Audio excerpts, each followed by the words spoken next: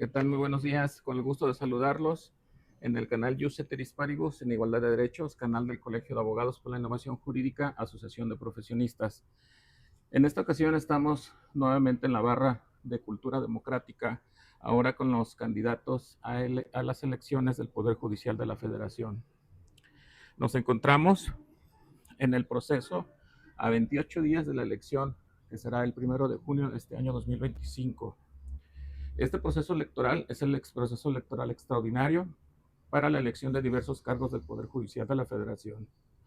En el proceso electoral será el 1 de junio y serán las elecciones para conformar a los titulares del Poder Judicial de la Federación. ¿Qué se van a elegir ese día 1 de junio? 9 cargos de ministras y ministros de la Suprema Corte de Justicia de la Nación, 2 cargos de magistraturas de las salas Superior y Tribunal Electoral del Poder Judicial de la Federación, 15 cargos de magistraturas de las salas regionales del Tribunal Electoral del Poder Judicial de la Federación, 5 cargos de magistraturas del Tribunal de Disciplina Judicial, 464 cargos de magistraturas de circuito, 386 cargos de las personas juzgadoras de distrito, y todo esto se va a llevar el 1 de junio, y quien hace, organiza y realiza las elecciones es el Instituto Nacional Electoral. La jornada, como siempre, va a ser el día domingo, iniciará a las 8 de la mañana y concluirá a las 18 horas. Cabe resaltar que estas actividades permitidas para los candidatos, de acuerdo a la página del INE, todavía el día de hoy, es asistir a foros, entrevistas y debates, difundir su propaganda en redes sociales, informar sobre la experiencia profesional, informar sobre cómo identificar la candidatura en la boleta. Un proceso un poquito, pues totalmente nuevo para México, un proceso que es primero por su naturaleza, el cual vamos a tener demasiadas boletas ese día de la elección. Y para eso estamos en esta plática, en esta charla el día de hoy.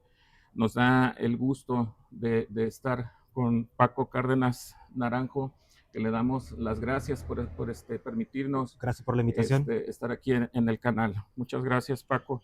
Él es Francisco Javier Cárdenas Naranjo. ¿Y quién es Francisco Javier Pérez, Cárdenas Naranjo? ¿Quién es? ¿Qué estudios tienes? ¿Qué experiencia tienes? ¿O por qué el día de hoy estamos aquí ahora con tu candidatura? Muchas gracias. Mexicano, tapatío de nacimiento, abogado por la Universidad de Guadalajara y con estudios de posgrado. Tengo una maestría también por la Universidad Panamericana, con posgrados en Derecho Constitucional y Amparo, Obligaciones y Contratos, Derecho Procesal Civil y Mercantil, siempre con un enfoque, como lo hemos visto, enfocado pues a la materia civil, familiar y mercantil. ¿Tu postulación va a qué es? Me estoy postulando para magistrado en materia civil de ese tercer circuito que ubica todo el estado de Jalisco. Muy bien. ¿Actualmente estás ahorita Actualmente soy secretario de tribunal en el quinto tribunal colegiado en materia civil, aquí también del tercer circuito. Dada mi experiencia, siempre estuve en la función pública y jurisdiccional. Mis inicios se remontan por allá a juzgados de foro común de aquí del estado de Jalisco, inicio en juzgados mixtos y siempre estuve más que nada en la parte altos de Jalisco. Mi primera inscripción fue a Totonilco, después de ahí me voy a Arandas, después nos vamos a Lagos de Moreno, ya un juzgado netamente especializado en materia civil, y para después brincarnos un poquito a Puerto Vallarta. Ahí tuve una estancia también en un juzgado especializado en materia civil casi por 3 años, y es cuando, pues, por cuestiones del destino, me llevan a estudiar una especialidad en Secretaría de Tribunales y de Juzgados de Distrito en la Ciudad de México, un curso que imparte la Escuela Judicial, antes el Instituto de la Judicatura, que no fue un curso inmerso por 6 meses, y gracias a eso y que obtuve mi certificado, es cuando logro brincar a la materia federal. Okay. El mayor tiempo estuve en un juzgado de distrito en materia civil en la Ciudad de México, casi por 6 años aproximadamente, y para después irme a tribunales colegiados. Un tribunal colegiado en materia civil, casi para sumar una estancia de 13 años en la Ciudad de México, siempre especializado en materia civil. Y puedo regresar ahora sí que lo que es a Guadalajara, y prácticamente ahorita vamos casi por los 3 años de estadía en este colegiado en materia civil. Muy bien, pues va hasta la trayectoria profesional de Paco en este caso. Bien, para visualizar el perfil del abogado profesionista, el abogado como servidor público, sus propuestas, reflexiones en temas tan sensibles como los que vivimos ahora en nuestros tiempos, me gustaría preguntarte, estas preguntas salieron muchas también de redes sociales, muchas que están dentro del Facebook, del ex, de TikTok, y estas preguntas son las más, pues las que tienen el mayor éxito, o que no digan a qué se va a comprometer ahora como un candidato, pues no va a arreglar las calles tampoco, no va a hacer modificaciones, no, sino que vamos a ver el perfil humano del abogado y como servidor público con esa expertise que tienes ya durante todos estos años. Y la pregunta es entonces, ¿cómo garantizar los derechos de las personas? Ya con toda esta amplia experiencia que tienes, ¿cómo los has garantizado? ¿Cómo has garantizado los derechos de las personas? Esa sería como la primera pregunta. Claro, y vamos, y desde la postura y el cargo que tengo actualmente, ¿cómo garantizar esos derechos? Pues es a través del juicio de amparo, ¿no? A través del juicio de amparo, que es el mecanismo que te garantiza constitucionalmente los derechos hacia todas las personas, y a través de los derechos humanos, que ahorita realmente en esta época ha sido un auge tremendo. Tenemos un parteaguas muy importante en cuanto a la implementación de derechos humanos, y que nos obliga a nosotros, como parte del Estado, a garantizarlo y aplicarlo debidamente a todas las sentencias, y que se vea reflejado en una sentencia justa para todas las personas que vengan hacia nosotros. Ok, ¿y cómo entonces ahora prevenir esa violación de las garantías que tenemos a día en nuestro país? ¿Cómo lo podemos prevenir? Haciéndonos más garantistas, y efectivamente haciendo interpretaciones que ya nos lo permite la propia Constitución, y incluso aplicando de oficio cuestiones donde podemos hacer lo que es, donde intervengan cuestiones de infantes, cuestiones de personas en vejez en ciertas circunstancias, también cuestiones de mujer, cuando haya alguna disparidad, para hacer precisamente esos ajustes, y hacer una ponderación de sus derechos individuales, y poderlos ver reflejados en sus sentencias, y hacer una concesión del amparo, pues ahora sí que lo más simple posible en beneficio de sus derechos. Muy bien. ¿Qué color de boleta eres de la elección? Boleta rosa, que es la que corresponde a los magistrados, y mi número es el número 12 en la región Altos Norte, pero también nos corresponde el distrito 20, que es una parte de Tonalá, casi en la parte oriente de Tonalá, y también tenemos ahora el distrito, ahí tengo un poco de duda en cuanto al distrito de Guadalajara, creo que es el distrito 9, pero que abarca prácticamente desde lo que es Jardines Alcalde, subiendo hacia la calzada de Independencia por donde está el estadio, y corriéndonos hacia la barranca de Oblatos por donde está la Facultad de Arquitectura, regresando ahora sí que a Huentitán por toda esa parte de periférico, subiendo por la hermosa provincia más o menos hasta llegar a Tonalá, y para subir a la región Altos. Ok, interesante saber, ¿no? El número de boletas, pues se van a encontrar con 6 boletas distintas ese día 1 de junio, el domingo. Recuerden, el domingo hay que salir a votar. A ver, entonces, la opinión sobre temas relevantes en el ejercicio jurídico el jurídico y su actuar. ¿Qué piensas sobre la nueva generación de los derechos humanos, estas nuevas generaciones de derechos humanos que han surgido por todos los cambios de gobierno, que hemos sido testigos presenciales de todos estos nuevos cambios? Pero en todo ese trayecto ha habido una nueva generación, se pudiese decir, o así lo llaman, una nueva generación de los derechos humanos. ¿Cuál es tu opinión sobre esta nueva generación? Que son necesarios, ¿no? Y más ahora que también a través del juicio de amparo se pueden defender cuestiones colectivas, entonces el derecho a un mejor ambiente, cuestiones colectivas que puedan estar impactando no solo a una colonia, sino a una comunidad, y que también esas personas puedan tener interés legítimo en poder acudir al juicio de amparo. Creo que el derecho nos está encaminando ahí y nos está obligando a ser más protectores de esas circunstancias, ¿no? Otra nueva parte de nuevos derechos que se han generado, ahora lo que viene con inteligencia artificial y esas cuestiones para defender los derechos de privacidad y de imagen que podamos tener en redes sociales, creo que también es muy importante darle protección y legislar al respecto, pero también hacer las interpretaciones adecuadas a través del juicio de amparo. Interesante, ¿no? Hemos sido partícipes de este nuevo nacimiento de estos derechos o que han estado ahí, pero sin embargo hoy se les está dando esa relevancia. La siguiente sería entonces, ¿cuáles consideras que son tus proyectos o sentencias más relevantes a lo largo de toda esta trayectoria que nos mencionas? ¿Cuáles consideras que han sido los más relevantes proyectos o sentencias que has tenido por ahí en tus manos?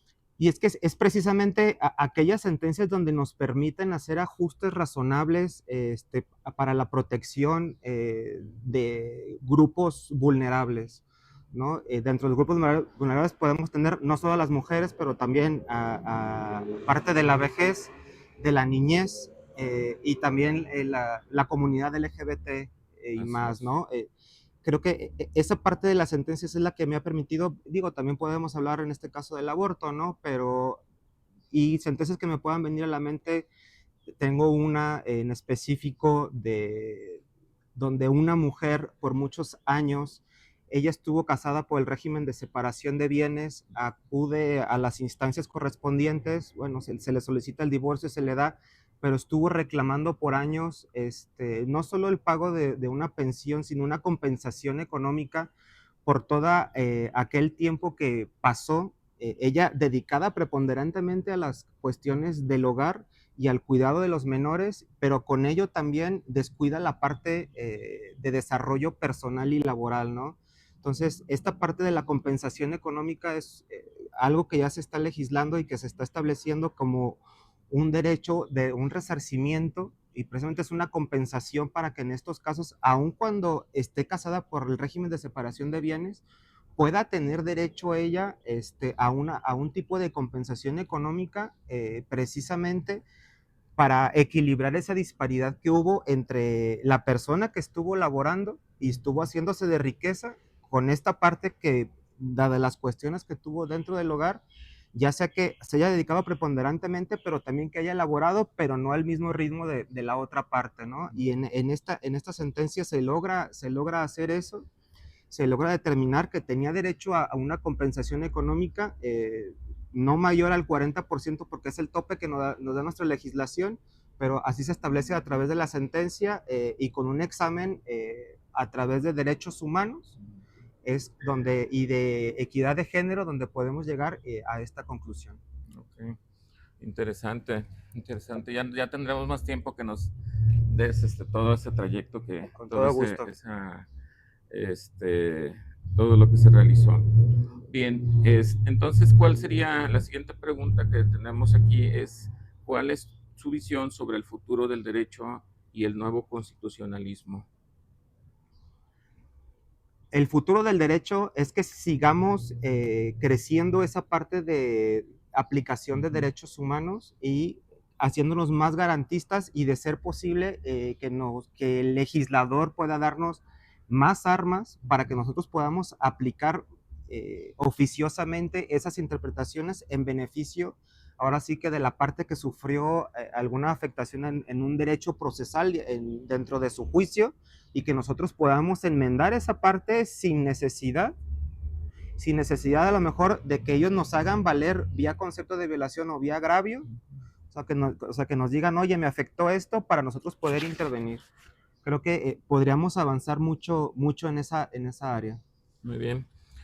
¿Qué implica juzgar con perspectiva de género, infancia o vejez?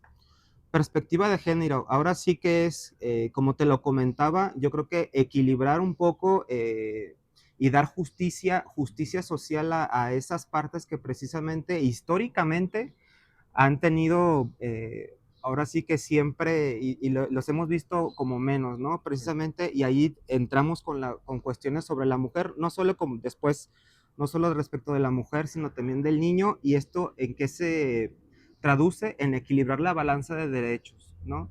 Que en cuanto nosotros veamos un desbalance, podamos enmendarlo y obligadamente, o sea, con independencia de que nos hagan valer o no, nosotros tenemos la obligación de ir ahí y hacer esa compensación para que en un procedimiento ahora sí que nosotros ya podamos tener, valorar las pruebas, pero quitando todas esas cuestiones de género que nos han traído por años y que han afectado preponderantemente, vuelvo a la mujer.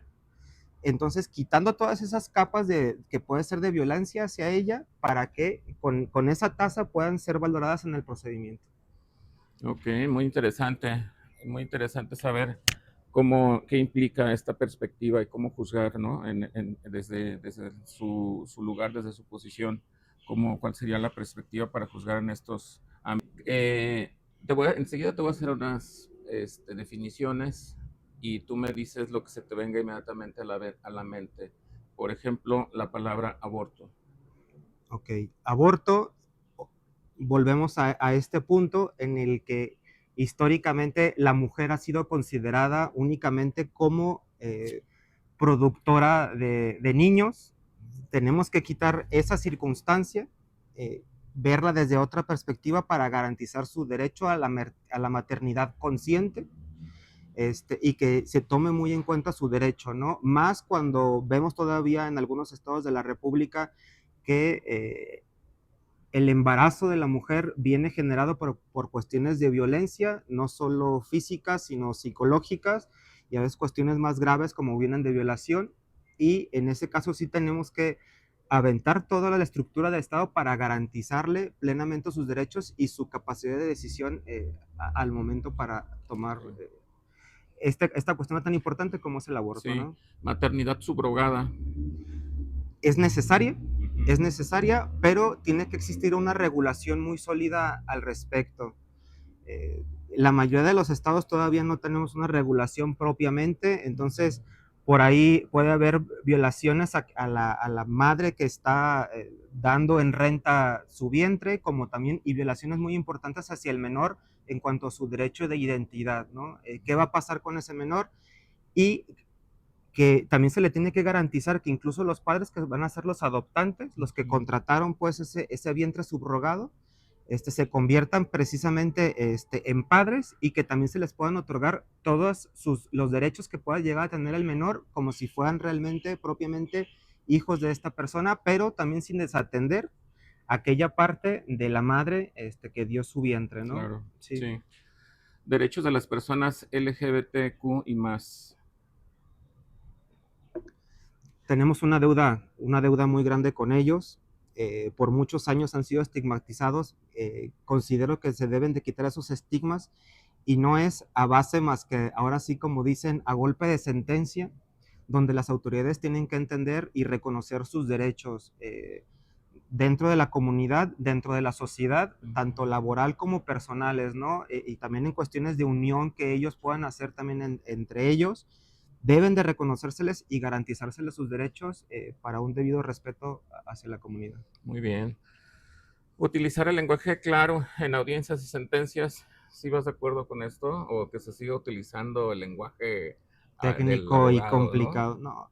Considero que, y más en la audiencia, el lenguaje tiene que ser claro, ¿no? Porque nosotros precisamente estamos dictando sentencia para la persona de a pie, que a veces con todos los tecnicismos que luego solemos aplicar en las sentencias, nunca nos van a entender.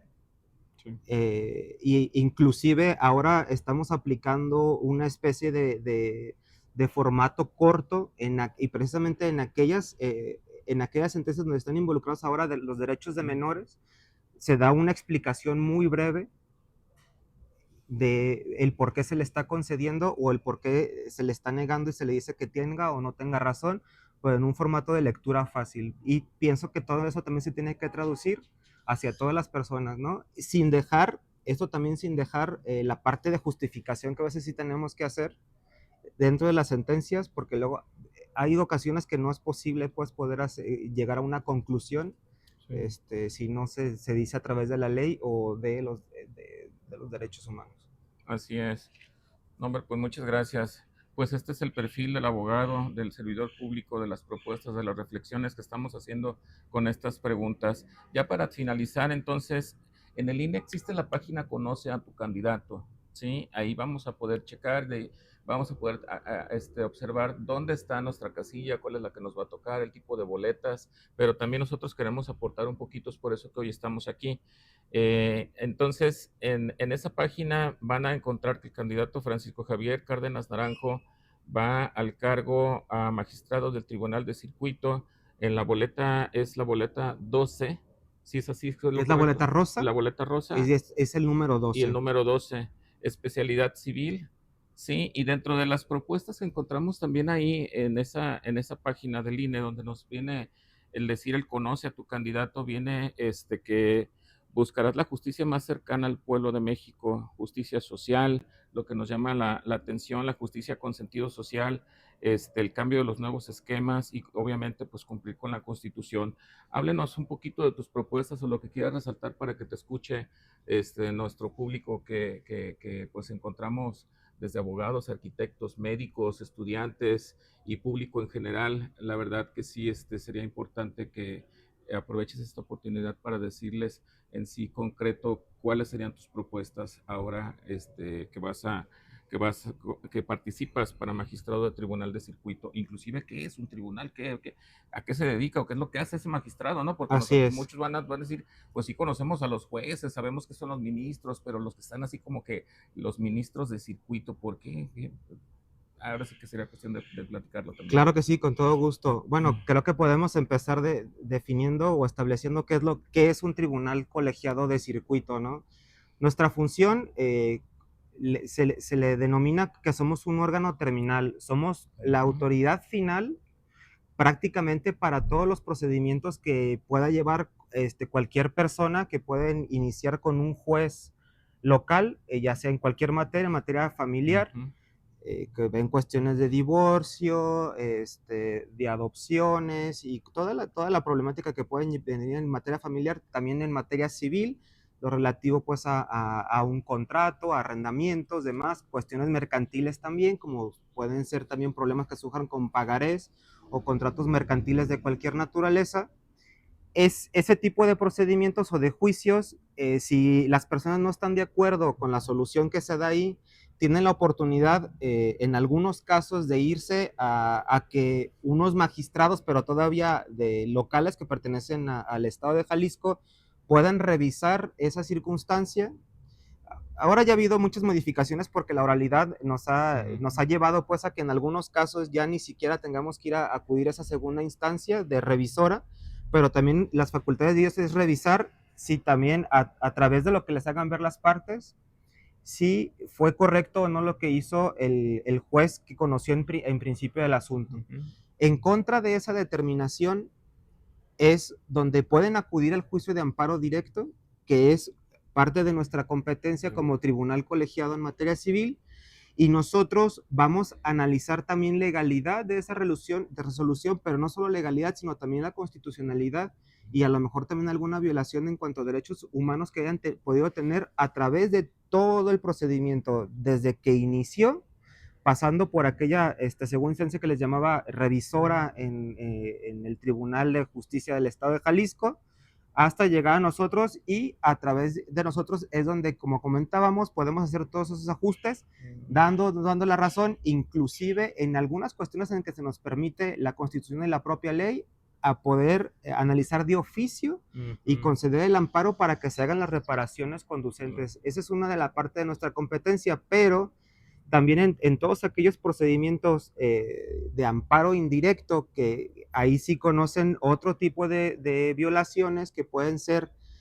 que las autoridades pueden incurrir en violaciones por cuestiones previas al procedimiento, antes del juicio, en el juicio, pero que se puedan atacar de manera destacada o después del juicio o fuera de un juicio, es donde si las partes no están de acuerdo también con esas decisiones que tome un juez de distrito, que es federal también, nosotros somos revisores de las resoluciones que hacen ellos a través de la revisión, ¿no? Y también ahí podemos determinar si fue correcto o no lo actuado por ese juez de distrito, entre otras cuestiones que también tenemos de competencia, porque conocemos de varios recursos intraprocesales que también ocurren por ahí, ¿no? Y decía que en el mayor de los casos somos esa última instancia, porque en ciertos parámetros y cuando se alega la constitucionalidad o la inconstitucionalidad de alguna ley, dependiendo de su trascendencia, ese juicio o ese problema jurídico se puede ir a la Suprema Corte de Justicia, pero estas cuestiones son excepcionales, ¿no? Por lo regular, son analizadas por nosotros. Ok, muy bien. Justicia más cercana al pueblo de México, justicia social, entre tus propuestas. ¿Por qué nos mencionas la justicia social en ese sentido de justicia social? Sí, y es parte de una reiteración de parte de lo que hemos platicado, ¿no? Ver a los derechos humanos, no solo verlos desde el papel sin tener que aplicarlos, sino subirlos a nuestro procedimiento, tener la obligación de hacer la aplicación debida, incluso como te digo, si las partes no nos están haciendo valer esa circunstancia, y velar por la debida aplicación y garantizarles a través de esos mecanismos que nos ha otorgado la ley, que pueda llegar hacia toda la población. Ok, bien. Pues muchas gracias, gracias por haber tenido este tiempo, sabemos que pues es poco el tiempo, no es una elección sin precedentes que tenemos ahora en México en este año 2024-2025, en la elección extraordinaria que se va a llevar a cabo el día 1 de junio. Pues la verdad que va a ser algo totalmente novedoso y van a ser los primeros que van a ser electos por la ciudadanía, por el pueblo mexicano. Y pues agradecerte el tiempo. Al contrario, muchas gracias por el espacio. Gracias Paco, gracias por estar aquí con nosotros y que nos des ese sentir de ser humano que también tienes, que son las personas que van a estar en estos tribunales. Y sí, pues obviamente nos interesa saber cuál es el sentir, cuál es su pensar, porque ese va a ser el actuar jurídico que van a tener posteriormente. Muchísimas gracias, no nos queda más que cerrar. Les comento que está el canal de Jus Ceteris Paribus en Igualdad de Derechos, y los esperamos también en nuestras redes sociales, en Facebook como KIG AEC, en X estamos también igual KIG AC, Instagram de la misma manera y TikTok KIG.ac. Mi nombre es Beto Zaragoza, presidente fundador del Colegio de Abogados por la Innovación Jurídica, Asociación Civil, y nos vemos en la próxima en el próximo episodio. Que tengan buena tarde. Buenas Gracias, tardes. Beto. Gracias.